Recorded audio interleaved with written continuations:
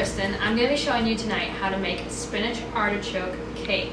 It's a nice spin on the classic spinach artichoke dip. I'm going to show you how to make it into nice little bite-sized appetizers. Okay, so to make these this super easy appetizer, what you're going to need is seasoned breadcrumbs, artichoke hearts, some kosher salt, of course your Philadelphia cream cheese. I'm using the chive and onion for a little extra flavor. Some green onions, 1 lemon for zest and juice. So you're gonna need 4 cups of baby spinach. You're gonna wanna steam that spinach for about 4 minutes. You want it good and cooked because you don't want it to be chewy. You don't want it to be extra chewy at all. You want this to really taste like the spinach artichoke dip would taste, but you want it in a little cake form, just like crab cakes. It's really delicious. Anyway, so you cook that really good for about 4 minutes. Doesn't take long at all. I actually threw mine in the microwave, which is nice and easy. So, after 4 minutes, I've got my spinach. As you can see here, there's some excess moisture here. What we're gonna do to get rid of all my excess moisture, I'm gonna throw all my spinach into a nice cloth, clean cloth, and you just throw it in there and it all comes right up with nice good squeeze. Now, as you can see, this isn't very much spinach. I've already done most of the rest of the spinach, so it's already in my bowl.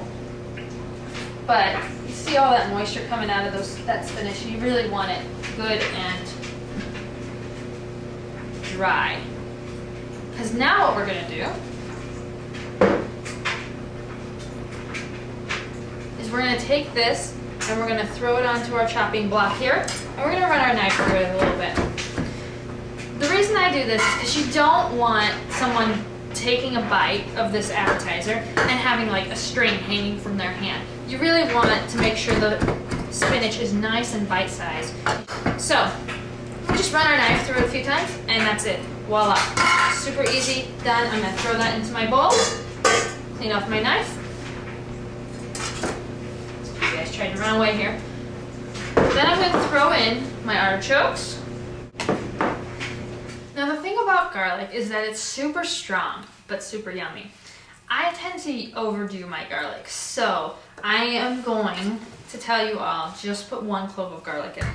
I think it will be a little bit overpowering to put in any more. Now you're gonna mix this with your hands, kind of like meatloaf, you know, you just throw the meat and the egg in there. I actually don't mind working with meatloaf, I love it. Some friends of mine really hate touching meat, but the nice thing is there's no meat in here. So you can do this with your hands, and as long as you don't mind getting messy. Of course you can use a spatula if you want, but I like to use my hands.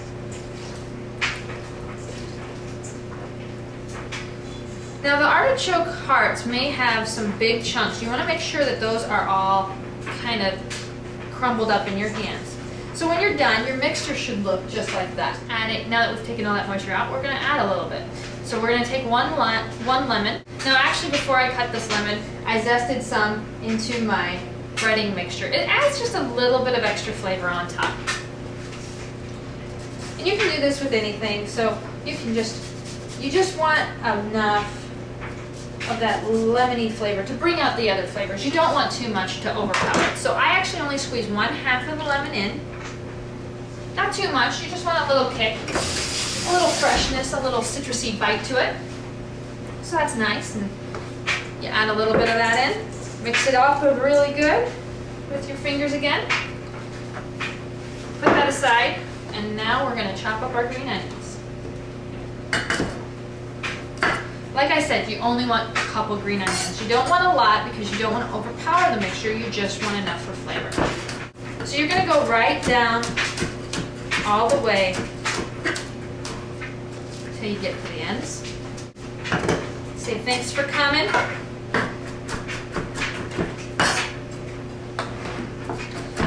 And you want these really fine. Spinach artichoke is just such a classic flavor. You don't want to mess that up. So you just want enough to flavor it. So I'm going to throw all this in my mixture.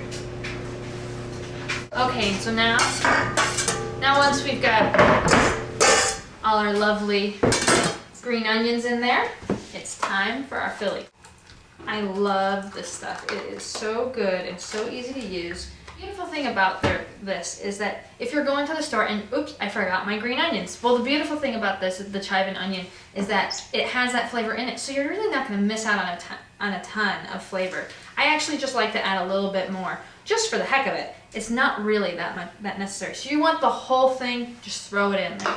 Okay, so I've got my mixture here, and now I'm just gonna go to town, mixing that cream cheese in with our spinach and artichokes. This is what's gonna hold it together. You're gonna really, it's not only gonna give it that creamy, cheesy spinach artichoke flavor, it does, and it's delicious, but it's actually gonna be the glue that kind of holds the whole mixture together. If you've ever made crab cakes and you forgot to put in the egg or something like that, you know what, that glue is super important. We're just gonna throw in about 1 teaspoon of salt, kosher salt. We're gonna throw in our breadcrumbs, just a half a cup now, not too much. This is again just gonna help hold it kind of all together, soak out some of the excess moisture that we couldn't get out, and to help glue together the moisture we did put in with the lemon. Okay, so I mixed in my spices, and here we go. Now when you go to make the cakes, you're gonna want about 3 tablespoons of olive oil. You're gonna want that to cover your whole pan. So I've got my olive oil heating up over here on the pan. As you can see, it's enough to kind of cover it, because what we're gonna do is we're gonna basically fry them. What you're gonna do is you're gonna take your spoon, you're gonna pound down your cake a little bit. And as you can see, these are not really holding together super great right now. But once we throw them into our breading, and you want a good amount of breadcrumbs on the outside. You throw them into your breadcrumbs because this is gonna help them also hold together again.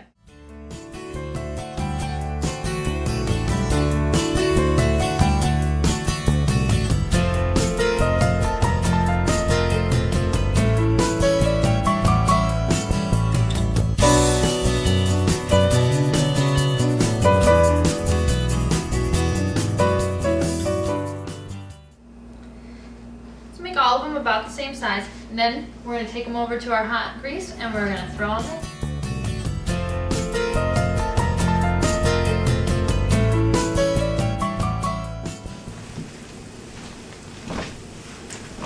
So we're going to let these cook for about 4 minutes on one side, 4 minutes on the other, and then when we're done, we're going to have some delicious, yummy cakes. A little fresh Parmesan on top, and I like to do that after I've plated it because I like to see the Parmesan on the whole plate.